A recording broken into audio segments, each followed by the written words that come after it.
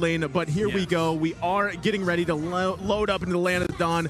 Game number 1 here. First series of day 2. Echo versus RSG Philippines. It's a mirror start here with a purple for Demon Kite and Carl TZ going for the orange. I'm curious how this first Little Wanderer matchup is going to go.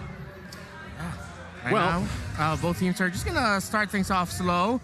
Just really go get their own buffs here. Hellkurt. No Hellkurt was picked.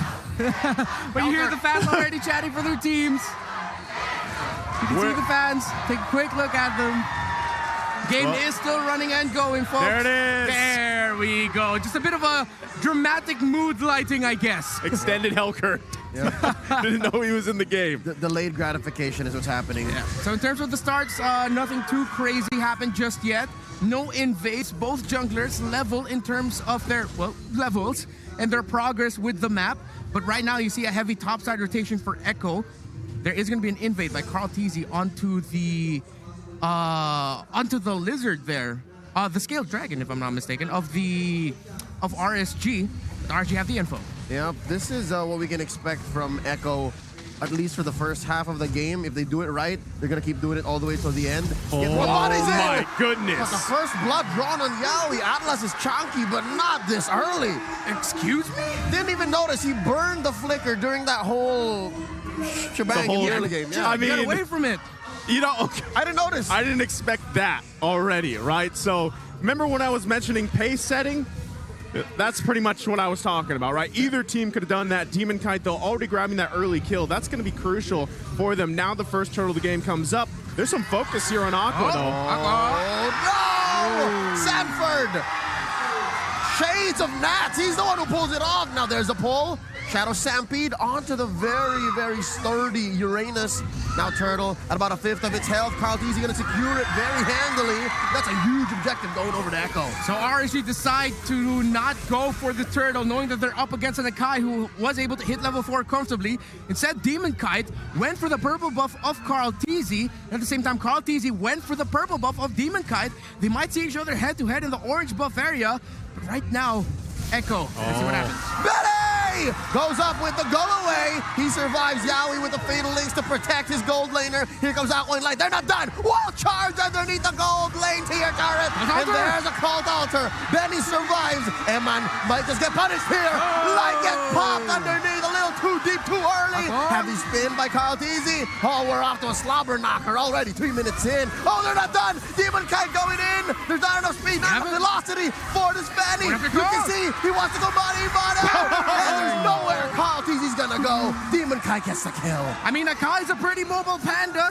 For a big panda, yeah, he's mobile, but not as mobile as a Fanny with the cables going around. The commitment by Demon Kite to go after that. He does have the bounty hunter, high and dry rather, on him, and a bloody retribution actually for a Fanny. Man, and just like that, right? Things are already off to a crazy start here for both teams. Talk about the layering, too, that we saw on the top side when it was so hard for RSG Philippines to actually convert that into a kill for Benny Cutie.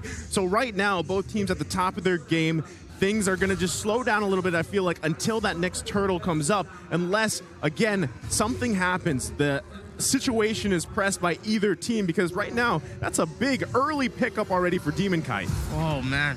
Have disease already, so that the backline of Echo really needs to watch out for here. And the good thing about that is, yeah, he can use that to get the kill and clean up, but he can also use that to just go straight up, look for Sanji, force out the cult altar early, or just go after Benny Cutie, force him to go back.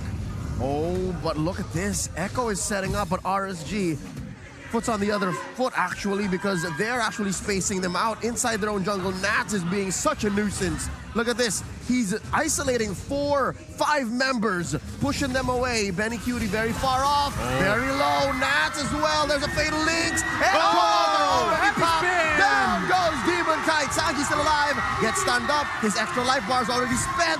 And here comes Eman. He wants to get Carl TZ. Can he get him? It's going to happen. Nats with the consecration and the ionic edge. Sanford falls as well. It's mayhem here inside of Echo's purple side jungle. And they're not done. Nats is still alive with all this whole debacle. Get away. Run, Nats, run! That's a second round of consecration. Look at that. Look at that light construct go, but here's Demon Kite. Sanji! They're still going. He's still alive. And I believe the action has to take a break here.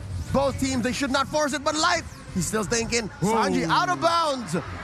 Oh, wow. They're That's still going. tough. Round 2. All right, Turtle. Looks like there's going to be even more action here. Wait. Yeah, Demon Kite's going to go and grab the buff. I don't think he's going to even just worry about Yeah, he this won't be able turtle. to. No. Crowdteasy's got this. Gives it up, and, you know, just like that, I mean, fight after fight, skirmish after skirmish. It was such a good setup earlier, too, by Carl TZ, finding the mark, but still, things kind of flip-flopped around, but now the top side. Yeah, no, throughout the whole debacle, yes, Nats is going to get this tier 1 up top.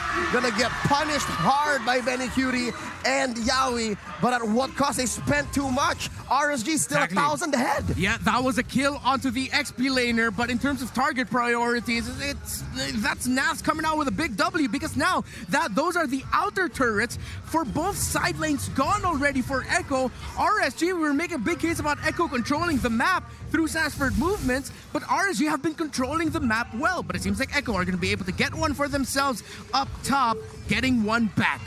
Yo, that's a trade I'll take any day. Yeah. A turtle for outer lane turrets? Yeah, Benny Cutie got one here, but it's a little too delayed. They're catching up one step behind. Yeah, and like I said, too, you know, with Benny Cutie playing the Melissa, the most success we see there is when you can get these early kills and it allows you to scale up really well. You are also very protected for Benny Cutie here on this Melissa, but on the bottom side. Demon Kite. Sanford. It's so hard to be an Esmeralda in this game. Yeah. You're usually very chunky, and you're usually... It's up to you, but wait! Yeah, he gets wait. Fatal Links with one. That's very low. And look at the damage the Evan is putting down on forcing an early called Alter. Very That's early. Stuns on 3. Carl Easy very low. Gets stunned as well. Underneath zone turret. Aqua pops 2. Benny and Yaoi go. And Demon Kite Yes, gets whoa. butted hard by Sanji. There's a kill by Carl Easy on the Nats. 2 for 2. Okay, Echo and RSG, lights out and away we go. It's only the first game of this second day of the playoffs, but look what they're doing already. And what we're seeing here is both teams having great lineups for extended team fights. If Echo go in and start, RSG have the right tools to fight even longer. But Echo, what they need to do is just fix their execution up a bit, and then they can fight even longer, even though they forced out their cult Alter. What Demon Kite needs to do now is be careful, though, not get punished. That's a Fatal Links onto Emma, and he doesn't survive. Sanford puts a nail in the coffin. 100% turtle take rate for Echo right now. I can swear Blue Leaf scream and fight forever. Oh, man, the claps, the screams are all here. They're still going. They're not done. Light gets caught out here, and there's a falling star moon. Sanford is out for blood. Echo Man. sticking together, finding the target, setting things up. This is what Atlas has been known for throughout the regular season. Even if it's just one target, an Atlas will commit that ultimate to get that secure kill and get an advantage in the map. So the tables have turned. Right now, the gold lead, as minor as it is, it's only 1K. It goes in favor of Echo. But just taking a look at the items here, Renmar, how are things going for Echo now? Echo, very close. They have the items that they need. I want to see them build a little bit more magic damage, though, magic defense, because of Lilia. Again, they are out on a mission. The hit has been put onto Eman, and Benny Cutie gets another. Dear Lord. And they don't mind, because as soon as they get their man, they're okay to walk away. And again, yes, Echo has a small lead. It's 1,000, but this is the first 1,000. It's a significant 1,000 in the mid-game. Yaoi Vero gonna have to go back. Carteezy forcing the issue. Guardian's Barrier trapping this Panda. Akai and Carteezy very, very perilous. Nats? Look at Nats. Gonna go in front of Benny and Sanji. Can they get a punish? No ults on Echo quite yet. They're greenless. They have to reset. Oh, man. This is crazy. Like, at this point, I mean, just under the 10-minute mark, you can see that Demon Kite doesn't actually have that damage he needs when everybody for Echo is clumped up. And they are starting to scale really well in terms of tankiness, that beefiness, and it's getting even harder for RSG Philippines to find targets, and also the constant thing they have to worry about, not only, like you guys mentioned, the CC coming out from all these tanks, Fatal Links, Heavy Spin, whichever, but also the fact that you have to work around the Cult Altar too. Yeah, and since we are at the point of the game where teams will really be sticking together, Sanford is doing a great job of tempering the pushes that Nat is supplying and pressuring in the side lanes. They're down in the bottom, while Echo are just going around S4, getting targets, finding Eman, and yes, you mentioned it very nice too, because Echo are mostly sticking together, Demon Kite cannot maximize the damage he can do. He's doing a lot, but it's not being maximized to its full potential. Hey, it's not just Demon Kite who's struggling. Even Eman, the Blazing Duet, is hitting critical mass, and there's only so much you can do. Even with the Cult Altar, it's supposed to be a solution. It's supposed to answer that very annoying ult on the Faramis of Sanji, but it's not working out so well. Look at this Lord. It's at about a sixth of its health, an eighth, very low. Who's gonna get it? Fatal Link's popped in. Cult Altar as well. Cult Easy secures it. Eman Blazing Duet on out of here. Bounce knock, oh man, as he says. Nats on out as well. And RSG have been pushed back. Echo with a dominant lead in this 11-minute game, almost 3K. You actually saw Demon Kite try to cable out and then cable back in, just using momentum to potentially steal that Lord away. But because Carl TZ was spinning, it just got enough of a push onto Demon Kite that he wasn't able to get within Retribution range. See, it's not on cooldown right now. Oh, Yawi. He's looking for one. Echo, yes, they are very ult reliant, but they're just keeping going. They're giving RSG just all the doubt in the world. Do they have it? Can they do it? Right now, they're trying to fight for the purple buff. And who got it? Did Demon Kite get it? Yes, he did. I'm on out of here. I can't do this, but there's a Lord marching up top. There's a wave down bottom, and all of Echo are in mid. It's a hard time to be RSG. Just like I said, both teams can set the momentum. Echo Express is online here, 4K gold ahead. That's going to be a Lord up top, should be worked on, but they have to find something for RSG. TR2 is going to go down here in bot lane, best believe. And they took an orange. Who did it go to? Who took it? Did Benny get it? He took it. Orange buff is on him, so no orange buff right now for RSG. And because, again, of the formation of Echo, how they've controlled this map, we're starting to see all the things we pointed out here in the draft. Sassford's Esmeralda doesn't have a lot of things to worry about right now because RGPH don't have the damage just yet to deal with it. Meanwhile, the Uranus of Nats is struggling. Even though he can get easy backline access, there's not much he can do against Echo other than just being a nuisance to them. Man, let me just remind you of the key to victory, the San duo, the combo. Look at both of them. Sanji 2-0-6 on this Faramis. Sanford that 4-1 doing work. Again, it's so hard for RSG Philippines to actually penetrate the front line. And then you have the back line to worry about. Speaking of penetrate, look at the items on the Lilia. I'm waiting for a Divine Glaive. Once the Divine Glaive is up, that will be the game-changing item for the damage of Aqua. Once he gets that up, you're gonna start seeing the health bars of Echo going down faster and faster. But without it, RSG will struggle in the engaged extended team fights rather. But there it is. Now he picked it up. Let's see if RSG can make it work. Slowly but surely, RSG clawing their way into a better position. Nats push the tier 2 down bottom, forcing Sanford to clean up. But we're about 20 seconds away from another Lord, and this is a Luminous Lord. It's gonna, at best, break down a tier 3 down bottom. That's dangerous, perilous. The map is shrinking. Not only that, but this is going to be crucial because we just saw Benny Cutie also pick up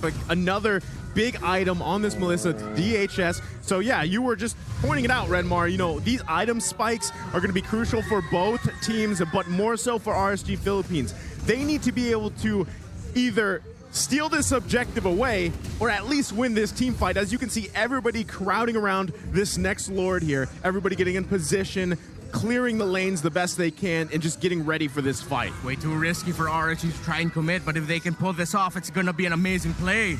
Very, very low. A quick Lord take here. Shadow Stampede setup. Look at Nats and Light looking for an angle. Demon Kite very quiet. Oh, like a thief in the night. He's trying to go for it. Yawi very low. Gets popped here by Light. Who's going to take this Lord? Demon Kite steals it. All the waiting in the world has paid off. And Eman in the back line trying to pop one on Sanji. That's 2 down on the side of RSG. Make it 2 for Echo as well. Benny Cutie bites it. Carl DZ running for his life. Sanji trying to protect his jungler. And the shield put up. Carl DZ survives. And Sanford and Nats going mano-a-mano in the jungle with Nats actually losing out. They're gonna have to retreat. It was ridiculous that RSG somehow was able to take that Lord away from Echo. It was risky. It was difficult, but they got away with it. Again, going back to Aqua now having the damage that he needs needs to be more impactful as Lilia, and of course, the tremendous positioning of Demon Kite to wait in the shrubs as long as he did, to just show up at the right moment to help that kill on Yawi and to get that Lord away from Echo. And right now, Lord marching down the bottom side here. Echo's going to have to deal with that. They're going to lose some turrets, a little bit of space around the map, and as you saw, Emman also able to just whittle down even these tanky boys for Echo. So that's something they got to be really critical of here. They're going to handle the Lord fine, but like I said, they lose that turret in the mid side. We'll see if RSG Philippines can grab any more, but right now, Echo still holding on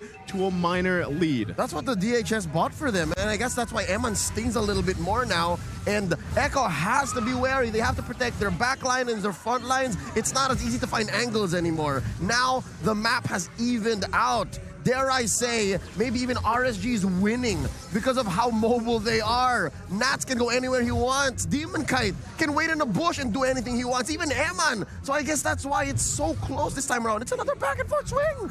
Echo really need to watch out the spacing of the map that RSG can provide for themselves. If they're not careful, they're going to end up losing a base turret.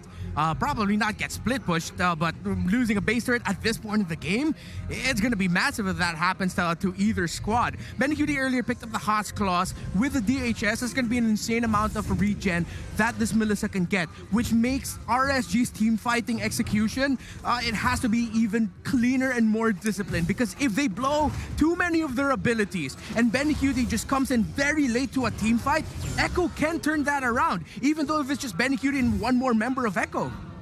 Man, right now, too, the other thing that you have to consider is how many options Echo has to start fights, right?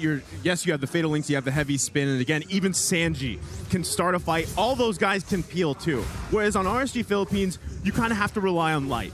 And like you guys mentioned, you have that mobility factor, but still, if Light misses the wild charges, if he misplaces the Guardian barriers, it's almost tough to find your moments in those team fights. Well, now that we're in a somber moment, I'd like to cover that. Maybe the engagements on Echo, maybe all of those options, especially seen in that last team fight, might actually mean too many cooks in the kitchen. Yeah. It's so hard to have so many options but no follow through. And maybe with RSG having one focus on Light, that might actually be a better focus, tunnel vision, and that's what bought them his comeback. That's just me saying what I see. Yeah, it's a double-edged sword for Echo. It goes hand in hand with them having the most unique heroes picked this season, wherein they are a jack of all trades, but what are they masters of? Echo needs to show that here right now. What can you do with this lineup that has so many options for engagement? How are you going to take the definitive lead in this game back away from RCPH? Because right now it's even Stevens. Yep, as it is, Sanford making quite a little bit of a dent in the map. Look at how deep he pushed that Nats with the answer back. Yawi, Fatal Links on this lone Uranus. BenQt, can he get the kill? The answer is yes, popping the immortality, but here comes Demon Kite to the rescue, but it's a little too late. The young Nathaniel Astrologo goes down. Cold popped up, and they answer back with Demon Kite's reinforcement. Sanji very low. Carl Teasy unable to find an angle, could have been deadly, disastrous for RSG, but a pickoff's a pickoff. Look at the discipline Echo pulled off there with when they used their ultimates. Sanji didn't use that Cult Altar with that take for Nats. They waited until to see if Demon Kite would be coming in. Sanford had great positioning, saw Demon Kite. Sanji had the Cult Altar, and BenQt saved his go-away ultimate for last. That's how he was able to get away. And now the thing is, do they actually want to contest this or just let it go? They know the Cult Altar isn't available just yet, could pop up here in a few seconds, but still focusing as much as they can. Lord still for the take. Demon Kite Retribution's already. Watch out. Can he get it one more time? No! Carl Teasy's blade. Nay, that's a baseball bat. Ever so sharp, taking this third Lord. And they're getting the hell out of Dodge. We're happy with our major objective. Sanford again, the pressure he applied onto the purple buff when Demon Kite was taking it. It forced Demon Kite to use the Retribution already. Hence why Echo got that Lord without a problem. Great call there. Again, the San duo doing work here in this game one for Echo. As we take a look at the items here, things are pretty much well bit. It's just going to be a swap between items if they choose to. Yeah. But right now, I mean, you're looking at maybe a couple last items that need to be locked in, but now it's RSG Philippines here with their backs against the wall that have to defend against this Marching Lord. All the key players here have the items that they need. We're just waiting for Light to build up his blade armor. It seems like that's going to be his last item because look, there's already a blade armor on the side of Echo. Two of them actually. One for Carl TZ, one for Sanford. Hence why Emman's a little bit more careful with his targeting. Top side, Demon Kai split pushing. Echo pushing in, it through the mid, and the Lord through the bot. Something's gonna give here. The Lord just charges into that inhibitor down bottom. All members of RSG are needed here. The Fanny, Demon Kite makes his way back home. RSG and Nats making a little bit of space, opening it up down bottom. Yaoi looks for one. Gets the Fatal Links onto Nats. Counter already buffed. Demon Kite taken down by the Storm. Fanny gets it. Immortality's popped here. The Atlas gets taken down. Aqua takes down Yaoi. Nats goes down as well. And there's a clutch. Heavy spin by Carl Easy. Popping the Immortality. Emman goes down. It's just Light and Aqua here left in the base to defend. Another inhibitor by Sit. Man, what a fight that was, and now this could be it for Echo if they can punch it in. Aqua going for the black shoots. Carl Easy still here. He has an Immortality. Light very low. Sanji goes down. Immortality's up and down as well. Too much of an ask to defend this. Can they do it? Benny Cutie still here. Ladies and gentlemen, Echo loud, Echo proud. They're going to go ahead and finish the game. Not unless they can say something about it. Nay. Echo takes game one. We set it up. If RSG aren't careful, if they can't get that Melissa down, the Melissa will be able to punish. And that's exactly what we saw in the last sequence. Great usage of ultimates and abilities on the side of Echo is what helped them secure that game number one. Man, what a fight between these two teams that was. And again, it was only game number one right there. And what a statement for both teams. I mean, just the back and forth, but still, Benny Cutie able to really shine on that Melissa pick because all the bases were checked. He was very safe, and just how valuable that ultimate is, the go away. I mean, every time Demon Kite tried to find him, tried to initiate, he just couldn't get past that barrier. Not just, even the heavy spin and the Fatal Links, despite them not being true highlights in the house of highlights, we're just there as little knots and screws to keep everything together and get Echo this win. It's like Echo drafted this sort of in a way that's like, all right, let's save it up for Benny Cutie for a gold laner last. We've been talking a lot this entire season about the importance of gold laner picks and their performances, so it's like everything was set up perfectly for that Melissa. Kudos though to RSG for being able to give it a very close game. We saw again extended team fights. That Lilia was a menace, but just in the end, too much was spent already by RSG. And since that Melissa doesn't need a lot of her abilities, at that point the basic attacks are just going to keep coming and coming. The Melissa was the massive problem, and it ended up leading to Echo getting that win. What a performance by these two to start off the day. Again, it makes you wonder, you know, you kind of expected that Fanny first pick to come through, but you have to know what you're giving up. Right, so that's something to consider as the game went on, because again, even Sanji on that Faramis pick, just the value there. I pointed out Benny Cutie first, but still, it was pretty much every single member of the team of Echo that just pulled their weight, bringing them to this first victory here. So it's amazing to see, because this is probably, again, like we said earlier, this is the best RSG Philippines has looked, but you can say the same thing about Echo. Yeah, no, not to put words in our analyst's mouth, but I hope this is something that our good friend Robert will be covering and mentioning.